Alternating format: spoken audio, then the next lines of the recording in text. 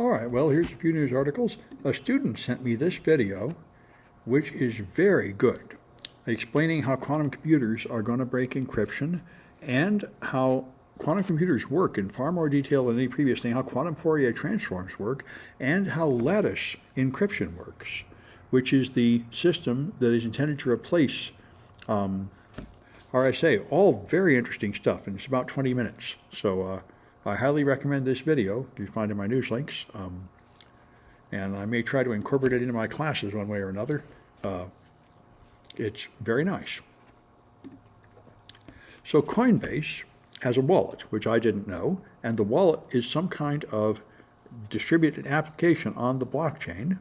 So I don't entirely understand what the point of a wallet like that is, but anyway, there are various wallets that work that way, and they're vulnerable to a red pill attack. In crypto, you can simulate a transaction before you execute it. This is so you can see what the result of a transaction will be and then decide whether it's going to be to your benefit.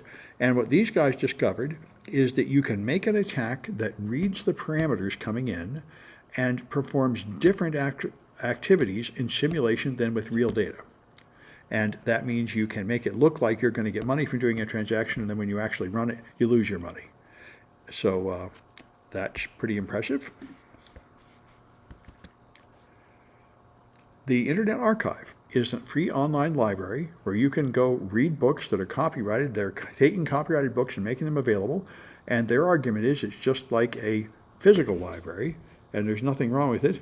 But in fact, the book publishers don't like it. They regard it as piracy, and so they've taken them to court, and they are now going to try to prove that they've lost money because of the online Internet library. And they claim there's no evidence that publishers have lost any money. I think this is largely true of pirating movies and music, too. The enthusiasts that do this say that there is no evidence that they actually lose any money from piracy. In fact, they probably gain money because what it does is promote the music and more people hear about it. Anyway, this theory will be tested in court. So I didn't know this. At the mall right near here, Stonetown Galleria, a couple miles from the college, they have a huge problem with youth violence. Gangs of teenagers are there beating people up and injuring them, and it's such a serious problem that people are beginning to move their stores out of the mall because it's not safe there. They're fighting inside the stores and inside the food court. I had no idea it was so bad. Various videos are posted of large gangs of students, like 20 or 30 of them, mobbing together to attack people. They don't seem to have enough security guards or something on site. They talked about how they're hoping the SFPD will do something, but I think the SFPD only has like 7 police officers in that district. So there are not enough police to do anything about it, apparently, which is what you hear all over San Francisco. There's a lot of problems with crime, house break-ins, and car thefts, and destroying property at businesses, and the cops seem to be helpless. So ChatGPT is one of the many online AI services where you can ask it questions and it will come up with answers using the new forms of artificial intelligence. But it has various flaws, and this new one will let you see your recent queries, and sometimes it shows you other people's recent queries. Here's people seeing recent queries in Chinese, and it's not a Chinese speaker. These are somebody else's queries. And there's another case down here where you saw a bunch of other chat histories from other people. Now, they say when they actually try to run these, they can't run them. All they see is the query. They don't get to see the answer that was shown the other person, but the makers have taken it down to patch this. But this is a fairly troubling problem, exposing privacy. And there's another issue, too, that if it learns from the questions, it can memorize what you said and repeat it back to other people. So this kind of thing is, there will probably be a lot more security flaws like that as we move into the world of AI, and these early versions of the products have a variety of defects. So this is an issue of old people, a sort of better study than what I've heard of it. They call it social frailty. The question is to ask old people, how isolated are you? How often do you see anybody? Is there anybody that could drive you to the doctor or take care of you or help you if you needed help to like move something into your house or something? And it turns out an awful lot of people are socially frail in that they don't have any friends and they don't have anybody to help them. And therefore, this is a vulnerability, just like being so frail that you're weak and you can't take care of yourself. Though it's an issue to consider. This is a big problem, especially in America. A lot of old people have no family supporting them, and they're just left all alone. I do not understand this article very well. It is interesting to me because it exploits a vulnerability which I thought was serious and everyone else ignored. There is a Chinese shopping app called Pinduoduo, which is apparently popular, and apparently there's nothing wrong with the Pinduoduo app. But there are imitations of the Pinduoduo app on non-Google stores. And it would seem to, now one thing is, in China, you can't get to the Google Play Store. It's blocked by the Great Firewall, so you have to get it from alternative sources, which are less safe. And so Google took it out of the store, saying it's not safe because the imitation apps have malware in them, which is a strange thing to me. Doesn't really make a lot of sense, although it does remind me of what I've seen before. When I taught this Exploding Mobile Devices class, you shouldn't let someone modify your app and have the app still work. It would be simple enough to test the app when it connects to your server and refuse to provide service if it's modified. And that's how the National Football League app works. The banking apps and all the apps I tested, none of them have this security. Hundreds of apps, they all let you modify the app and still run it, and they shouldn't. This is easily prevented, and people just don't bother. So, and to that extent, I would say it is a flaw of this app that they allow counterfeit copies to run, but they're no different than every other app out there. And I don't understand why suspending the genuine one and leaving the fake ones up helps anybody. That's why I feel like I'm probably not getting the whole story here. Anyway, so the Federalist Society is the source of most judges in America. It is a long-term plan. This is how, and this is an interesting issue in America. You can argue about this. The liberals would like to have a straight democracy because there are far more Democrats than Republicans, because they live in cities, they're numerous, but they mostly don't vote because they're not very motivated to participate in politics. The Republicans are less numerous but far more motivated because they have a very strong feeling that they have a righteous, a sense of basic religious-based concept of how America should be, and they feel like it's very much on the wrong track, and we have to do things like end abortion and homosexuality and transgender things and many other things. And so they're trying to have a minority gain control of the government, and that is allowed in the American Constitution because we are not a democracy. We're not a straight Athenian democracy.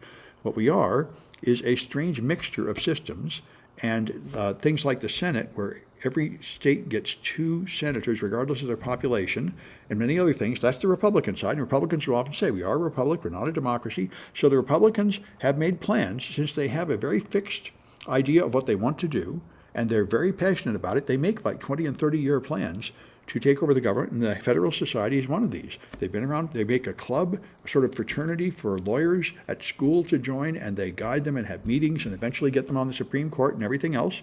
And Donald Trump and I think other Republicans have made a deal to always put Federalist Society members in all judge positions where they're powerful, where they shift American politics to the right in a way that most people do not want. And now we're in this position where it's something like 70 or 80% of Americans do not want abortion illegalized, but it's largely illegalized now because the Republicans have made it that way against the majority, and that is permitted under the American system to some extent. And so they're not really in favor of democracy, and but they are sure they are right. And it is a curious thing about our system. Now we have an awful lot of things going on that most people don't want. And there may be some limit. The Federalist Papers is standard reading. Yes, of course. Yeah. Anyway, that's why, I mean, I wouldn't say they're evil. I wouldn't say they're necessarily wrong. They are, I call them hackers. They are exploiting a system. There is a way to get your way in America without having majority. However, Donald Trump took it to the extreme where you just lose an election and lie and claim you won it. And that's too much for me. But we'll see. They are considering allowing that with its independent state legislature system. There are even more extreme changes they might make, but they don't seem to be able to make all those changes. So Nancy Pelosi visited Taiwan a couple of years ago, and mainland China got very, very angry and protested strongly and engaged in a lot of military exercises, saying it was wrong for an American legislator to visit Taiwan, although we've done it many times. And now Taiwan's president is going to visit U.S., and again, China is protesting very much, saying this is very wrong, you shouldn't let them here. And the number of nations that have declared any kind of alliance with Taiwan has dwindled greatly. under Chinese pressure. China does not want anybody recognizing Taiwan as an independent government, and until Donald Trump, we obeyed this tactful system where we would not refer to it as independent. There was this thing called strategic ambiguity, where you would very carefully avoid referring to Taiwan as a nation, but Trump was sloppy that way. And, as our current hostility towards China goes up and up, mainly over this issue, where it is widely expected that China will have a military takeover of Taiwan within a couple of years, and then the United States will be somewhat obligated to defend Taiwan, and that would kind of suck us into a war with China. This is what everybody sees coming. Nobody seems to know how to stop. So the Taiwanese president is trying to make more allies to defend Taiwan, of course, and it's not easy because any step towards being friends with Taiwan will greatly irritate China, and not too many nations are willing to do that, although America appears to be very willing to do that right now, as we just take more and more hostile positions towards China. The Taiwan's Yeah. previous president, Yeah. former president, is visiting China. Oh, the former president's visiting, yeah, they're not hostile. So Yeah. somebody want to talk, Yeah. The warmongers, they want to fight, but then somebody want to talk.